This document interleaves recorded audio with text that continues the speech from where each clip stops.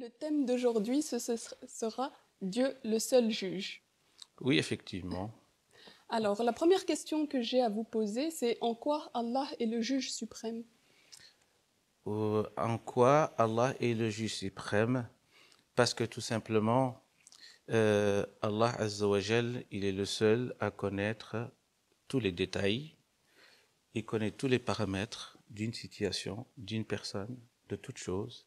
Il n'y a rien qui lui échappe. Et donc, quand on maîtrise tous les paramètres, là, on sera apte à donner un meilleur jugement. Et donc, Allah Azza wa Jal, il nous dit dans le Coran, يَعْلَمُ خَائِنَةَ الْأَنفُسِ وَمَا تُخْفِي الصُّدُورِ. C'est-à-dire que Dieu sait, même lorsque quelqu'un fait un clin d'œil ou un geste, même à son insu, je veux dire entre parenthèses, et donc il le sait, et il sait même ce qui est dans le cœur des gens, dans la tête et les cerveaux des gens. Donc c'est lui-là qui est le Dieu suprême, il est apte à donner un meilleur jugement. D'accord, barakallahu fik. Mais du coup, comme il est le seul à connaître nos intentions et à pouvoir juger correctement, est-il aussi le seul capable de juger, le seul à pouvoir juger? Non, du tout, parce que Dieu, dans son pouvoir immense, il a légué une partie à quelques êtres humains pour donner un jugement. Et c'est pour cela qu'on a des juges, et c'est pour cela qu'également c'est très dangereux d'être juge, même si c'est nécessaire dans une société. Et d'ailleurs, si on regarde même chez nos prédécesseurs, on voit des grands savants qui, à un moment donné, on voulait les nommer comme imam, comme juges, et ils ont refusé. Ils ont dit non, parce qu'ils savaient tout simplement les conséquences et les implications, surtout durant cette période où les princes ou les califes n'étaient pas tout à fait, donc on va dire, justes et corrects vis-à-vis de la population. Et donc c'est important qu'on sache que Allah Azza wa Jal, il est le seul juge, mais il délègue, comme je viens de dire, une partie donc de son pouvoir aux êtres humains. Et cette partie-là, c'est pour cela que le prophète sallallahu alayhi wa sallam, qui est, on va dire, parmi les hommes, le meilleur juge, il dit Yartasimu ilayya. Parfois, il y a des gens qui viennent, qui sont en dispute et qui viennent pour que je tranche. Il dit parfois l'un alhanu min al-akhar, c'est-à-dire l'un parmi eux, il est plus éloquent, il parle mieux que l'autre, il sait bien se défendre, il exhibe mieux ses arguments et que je lui donne raison alors qu'il n'a pas raison. Alors il doit savoir qu'il a pris une partie de l'enfer. Et donc même le prophète sallallahu alayhi wa sallam, qui reçoit la révélation, qui est le meilleur homme, et donc lui-même, il savait qu'il n'était pas le meilleur juge, parce qu'il ne maîtrisait pas tout. Et donc c'est pour ça que Dieu est le seul juge et le meilleur des juges. Wa huwa ahkamul hakimin.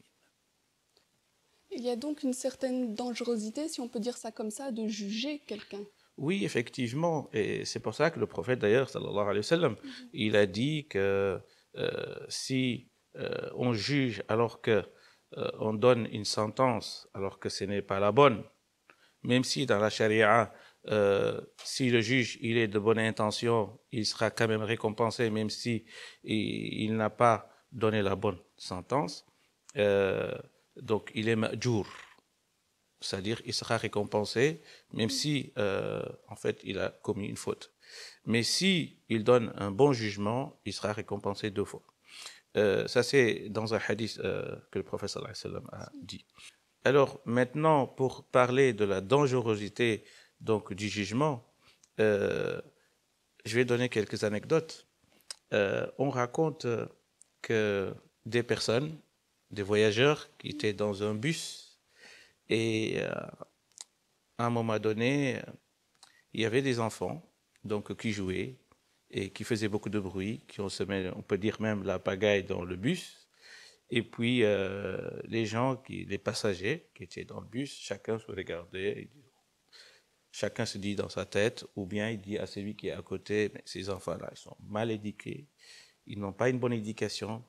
Et puis, le papa, qui était le papa des enfants, il regardait les enfants, il était soucieux, inquiet, mais il avait quand même un peu de sourire en regardant les enfants. Et chacun donc avait déjà un jugement, il avait une perception de la situation. Pour eux, c'est insupportable. Et que ce parent-là, il n'est pas responsable du tout. Il n'a pas fait son devoir, donc d'éduquer ses enfants. Et puis, à un moment donné, le papa se tourne vers la personne qui était juste à côté et il lui dit, tu vois, ces enfants-là, leur maman vient de décéder il y a quelques heures. Et malheureusement, je sais qu'ils sont en train de troubler, mais je n'ai pas envie de leur dire d'arrêter parce que, voilà, ils viennent de perdre un être cher. Et si on leur prive, on les prive également de jouer, donc ça sera comme si une autre tristesse qui va se rajouter. Et c'est pour ça que je les ai laissés faire. Et là, du coup, les gens qui étaient dans le bus, le monsieur là, il a transmis le message à celui qui était à côté, et puis ça fait le tour du bus. Et puis, d'un coup, donc la situation a changé. Chacun est venu voir les enfants. D'autres, ils ont apporté des biscuits. D'autres, ils ont commencé à montrer leur compassion, leur tendresse. Ils ont commencé à demander aux enfants comment vous vous appelez. Essayer de leur donner le mieux qu'ils ont durant cette épreuve-là. Et là, ce qu'on peut apprendre de cette situation, c'est que on ne doit pas juger sans connaître. Et qu'on ne doit pas se précipiter, ne pas se précipiter pour donner un jugement. Et donc cette situation est un exemple concret pour dire que c'est pas ce qu'on voit de l'extérieur, l'apparence, c'est ça la réalité. Une autre anecdote, si vous voulez, un monsieur qui était aussi dans un train avec son enfant, et puis son enfant, chaque fois, il regardait en fait par la fenêtre, donc il regardait les arbres, les bâtiments, donc le ciel, etc. Et l'enfant, il commençait à faire beaucoup de bruit, donc dans le train et dans le wagon. Et puis certains se disaient, on en a marre, parce que l'enfant, chaque 2 minutes, il dit à son père, ah, t'as regardé les arbres, ah, ils nous suivent, oh, c'est magnifique, t'as pas vu papa, oh là là, c'est magnifique. Et puis, subhanallah, chaque 2 minutes, le même scénario se répète. Et le papa lui dit, oui, oui, j'ai vu, c'est très beau, oui, c'est joli, oui, oui, j'ai vu, les arbres nous suivent, oui, effectivement.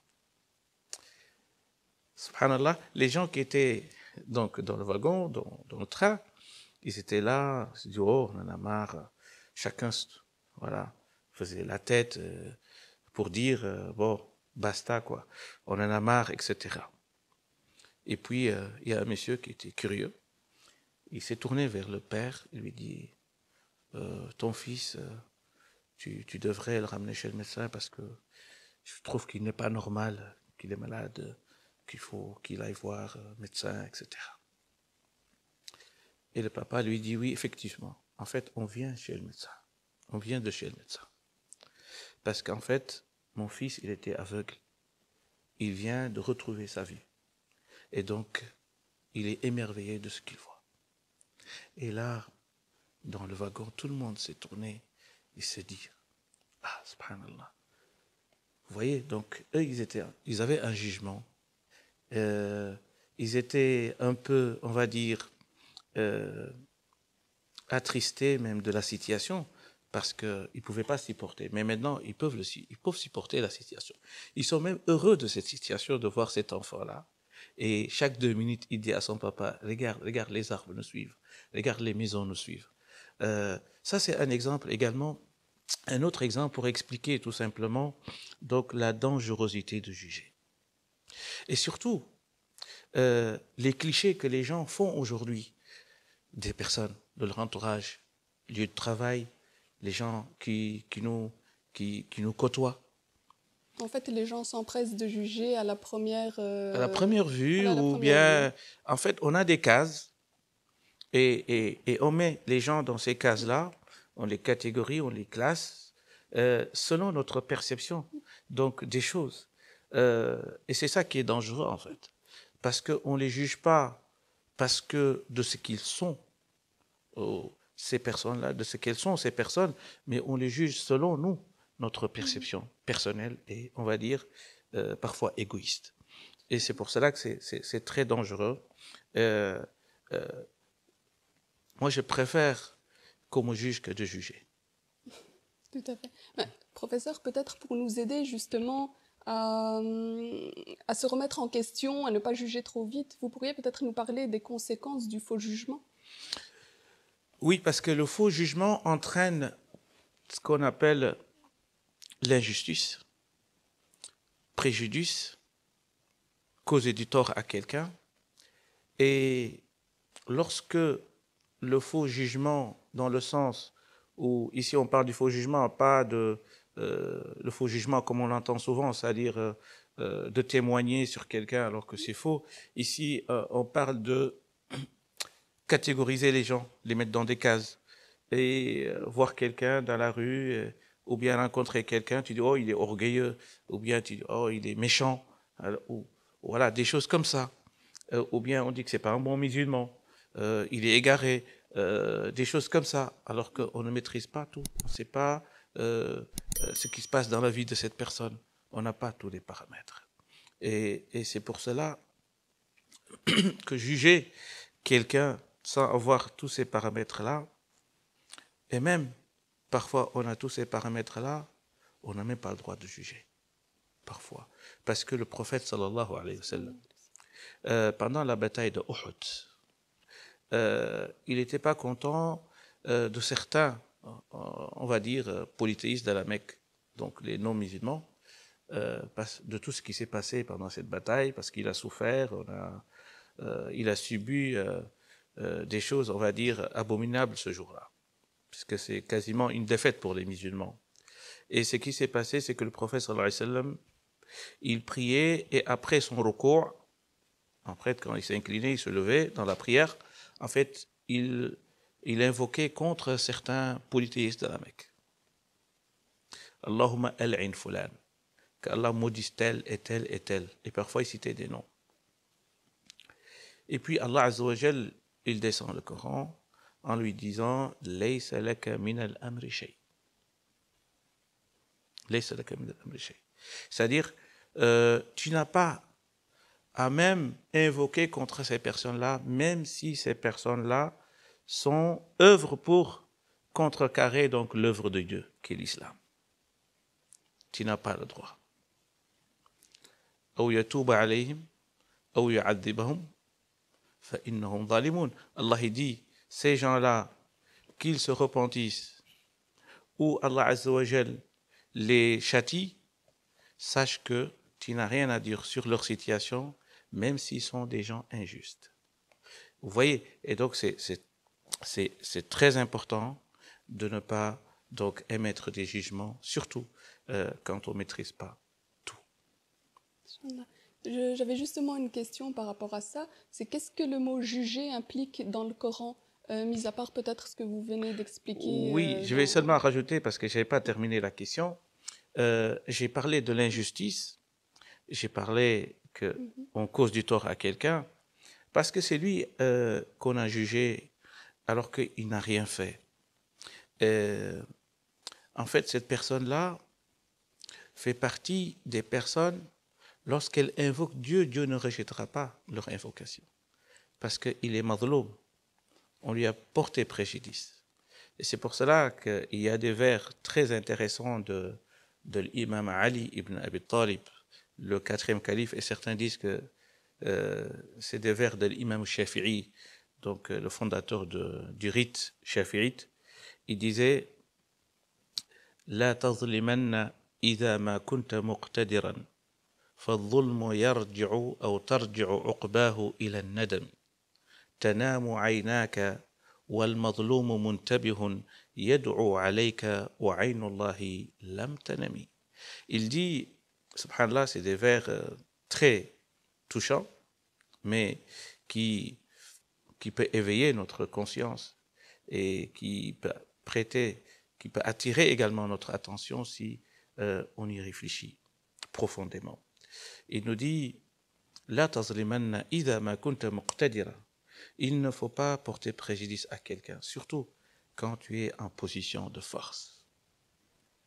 Tu es directeur, tu es chef dans une entreprise, tu es le boss, tu es le patron.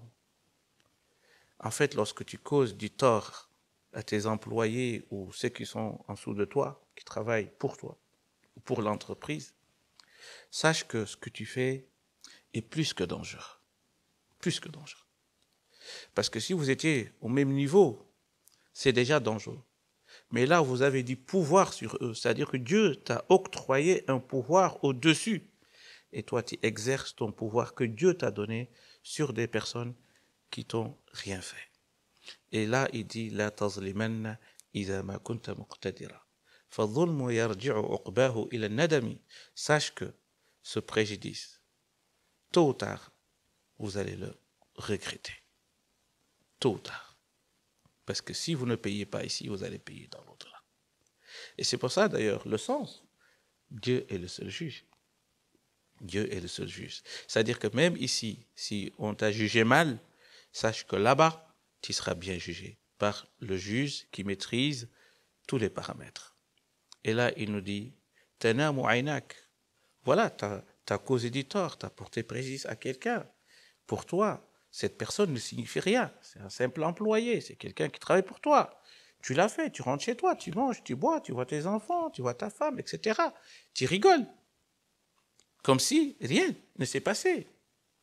Il dit, sache qu'au moment où toi, tu es dans cette situation-là, sache que l'autre, pendant la nuit où tout le monde est dans un sommeil profond, lui, il se lève et il lève ses mains vers Allah.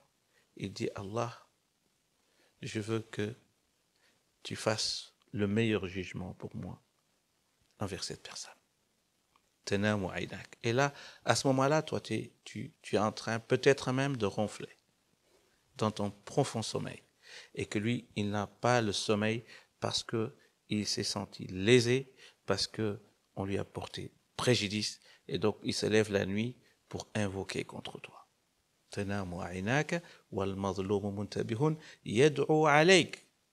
va invoquer contre toi et dit lam tanami, c'est-à-dire qu'Allah Azza wa Jal, il ne dort pas parce que rien ne doit l'échapper, ne doit pas l'échapper. Et donc, il connaît bien la situation et il va émettre le jugement juste et correct. Qu'Allah nous préserve de juger toute personne de la mauvaise manière et d'en amener des conséquences. Et du coup, donc on était sur les conséquences du faux jugement. On va passer, Inch'Allah, donc à la question suivante qui était le mot juger dans le Coran. Où peut-on le retrouver? Effectivement, c'est important parce qu'Allah Azza wa Jal, il parle dans le Coran, il dit وَآتَيْنَاهُ الْحُكْمَ صَبِيًّا وَمَنْ يُؤْتَ الْحِكْمَةَ فَقَدْ أُوتِيَ خَيْرًا كَثِيرًا. Et parfois, il parle de al-hukm avant de parler de l'ilm. وَآتَيْنَاهُ حُكْمًا وَعِلْمًا. Et donc, on voit que en fait, dans le jugement, il y a une sagesse qui est derrière.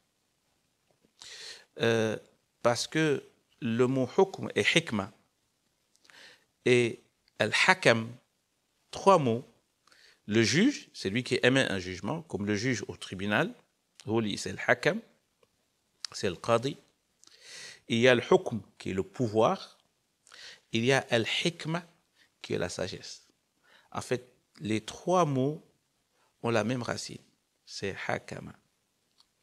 Ça veut dire quoi? Ça veut dire que ces trois mots ont une relation. Alors, c'est quoi cette relation? Al-hukm, le pouvoir, c'est celui c'est l'autorité qui doit émettre un jugement juste. Mais ce jugement-là doit se baser sur la sagesse, sur la vérité.